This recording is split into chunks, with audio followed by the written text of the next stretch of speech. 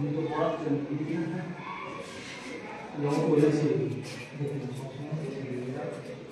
কেন ছেলে মেয়েদের দিকে আমাদের ছাড়ফাট দেওয়াতে আমাদের বুদ্ধি স্টাফ নেই, তাহলে একটু অসুবিধা। এটা তো শিক্ষা বলে আসবেন না ক্লাসে? এটা তো শিক্ষা আপনি ক্লাসে একটু বলে আসবেন না? না কেন আসবো?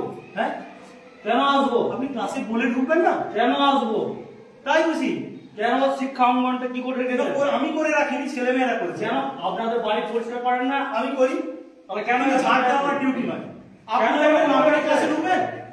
কেন আপনি না বলে ক্লাসে ঢুকবেন?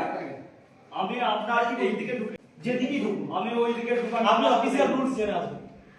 আমার জানা আছে কেন শিক্ষা অঙ্গন কেন এরকম শিক্ষা অঙ্গন কেন আপনি এই যে বিষয়ে কথা বলুন।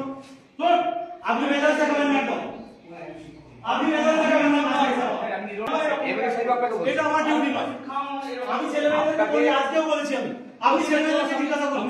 বারবার আপনাদের বলেছি। আপনি ছেলেমেয়েদের হ্যাঁ বলেছেন দেখুন আমাদের স্টাফ এখন নয় সেই ভক্তদের কাছে বলেছি যে ক্লাসে ছাড় দিতে হবে। আপনি জিজ্ঞাসা করুন প্লিজ। এমএলএ সাহেব আমি বারবার বলেছি আমি না ওনাদের সাথে আমার এই নিয়ে এমএলএ সাহেব আমাদের অনেক আমি হেডমাস্টারের সঙ্গে কথা বলছি। এমএলএ সাহেব আমাদের পরিকাঠামো অনেক কম কারণ আমি স্কুলে গ্র্যান্ড ইয়ে করছি যে স্কুলটা যাতে ভালো হয়। তো আমরা সেটা জানি।